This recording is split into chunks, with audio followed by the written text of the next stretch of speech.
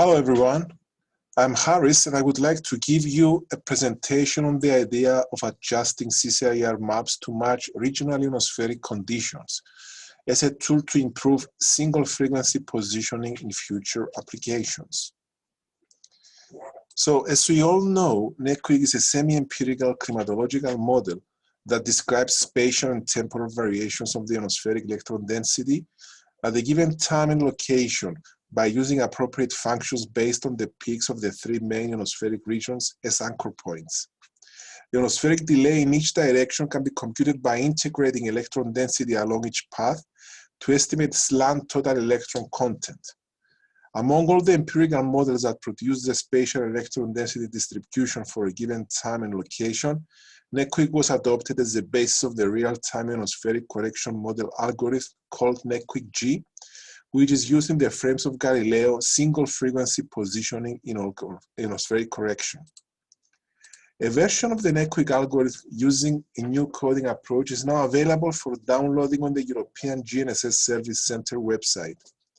The software was released as a free and open source under the terms of the European Union public license.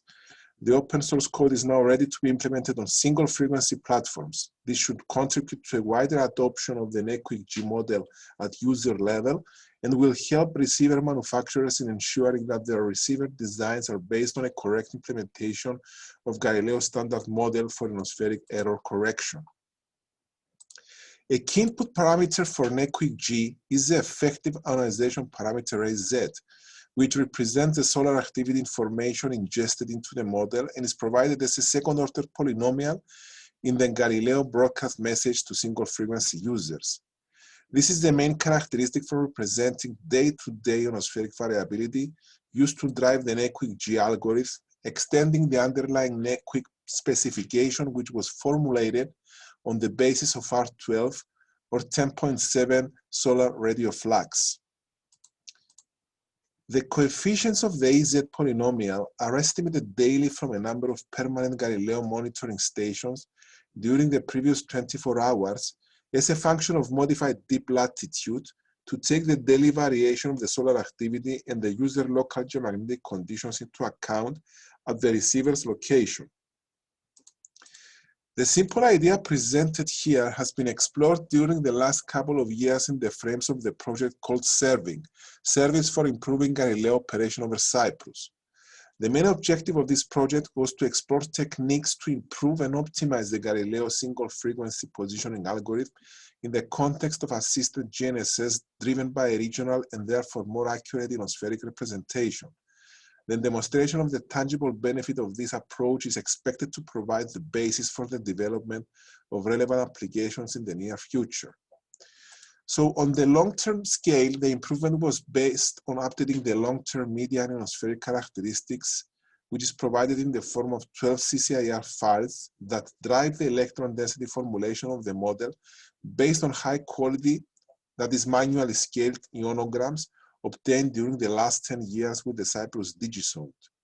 On a short-term scale, this improvement was further explored by driving the NeQuick-G algorithm with a more accurate estimation of the ionization level on a local scale, obtained with a GNSS receiver in Cyprus.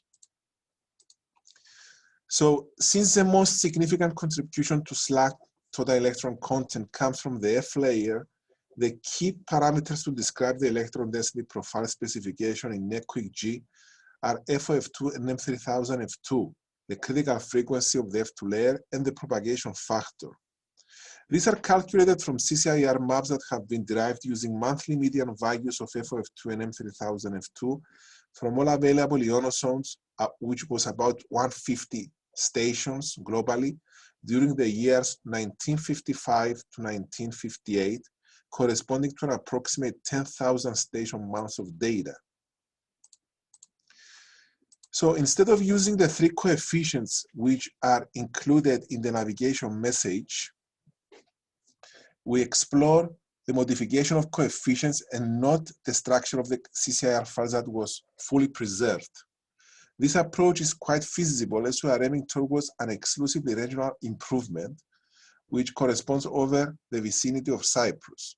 In attempting to achieve this task, most of the coefficients of the CCIR files were set to 0, apart from those limited ones that were manipulated to express the median values estimated with an extended Cyprus Digizone dataset of manually scaled ionograms, as I have mentioned before. So instead of using the 3 coefficients which are included in the navigation message to calculate AZ for the next day in the form of a polynomial, an ionization index based on slant TC values from Cyprus are calculated in a similar way that all the reference stations that have been used to provide a global value of AZ by optimizing AZ to account for the minimum discrepancy between model and measured values has been used. This gives an AZ value which is representative of the conditions over Cyprus and drives the NeQuick model for the next day at a more realistic ionization level, therefore potentially enhancing further its performance over the region. So based on our methodology, we have compiled a complete database of manually scaled ionograms at 15-minute resolution from the Cyprus Digizone for years 2009 and 2014. We have extracted peak ionospheric characteristics from the SAO files, that is FOF2 and M3000F2, that are the crucial characteristics that are considered here, determined monthly median values of these peak ionospheric characteristics for different levels of solar activity and season, and determine the improved CCIR coefficients accordingly by selecting appropriate values of Fourier and Lagrange polynomial coefficients.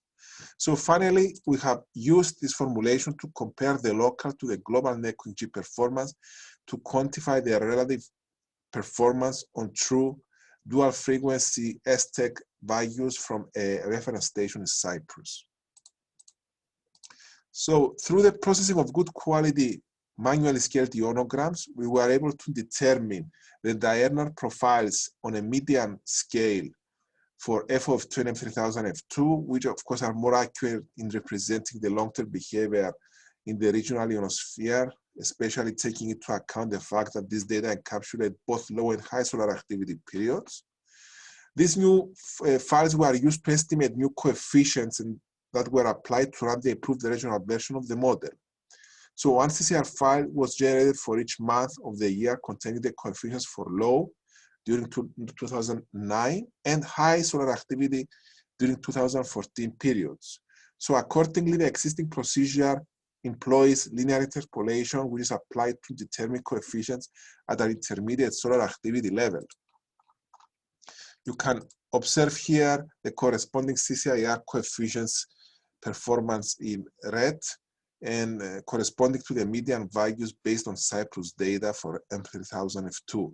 And we can observe that they successfully capture the variability for low and high solar activity regimes. So we have tested the NeQuick-G with existing and Cyprus-based CCIR files, and we have used actual AZ parameters broadcasted in Galileo satellites during 2018 to perform a comparison. So on the left figure below, you can see the performance based on CCIR files estimated based on our local data, and you can observe the standard results, the results based on the standard CCIR on the right. That is based on the current typical performance of Galileo NeQuick-G. And you can observe that there is a clear benefit of using local CCIR performance over Cyprus with respect to the standard version. So instead of optimizing all 3 AZ coefficients, since we are concerning the performance of NeQuick-G over Cyprus, we are able to optimize only A0. So in the plot below, you can see various TC diurnal profiles for different values of A0. So it is evident that the day-to-day ionospheric variability over Cyprus is quite high if you consider that the actual output, which is given by the files with respect to different colors corresponding to different values of A0, varies significantly for different values of A0. But of course, there is an optimal value which is shown in the figure above, which demonstrates the minimum discrepancy between model and model values. And this is what we adopt to use for the next day to run NeQuick-G locally. So the system producing the optimum AZ value for each day to be used in the next, is undergoing a testing phase now. We are able to evaluate the performance and identify any weaknesses that we can minimize in the near future. So in this example, you can observe in orange the system operating under the short CCIR version, the local version that is. You can see the red performance, the red values corresponding to the long CCIR without an attempt to optimize locally A0. And you can see also the green curve corresponding to the normal typical operation of the Galileo system. So we can observe a relative improvement using our short-term and local improvement of CCIR performance based on A0 improvement as well, designated by the orange curve. But of course, in the near future, we need to explore some alternative ways to improve this, as we possibly need to apply because of the limited number of parameters in the original CCIR specification. Maybe that necessitates exploring pre-processing of FOF2 and M3000 F2 data before calculating the local CCIR coefficient on a day-to-day basis. Thank you very much for your attention.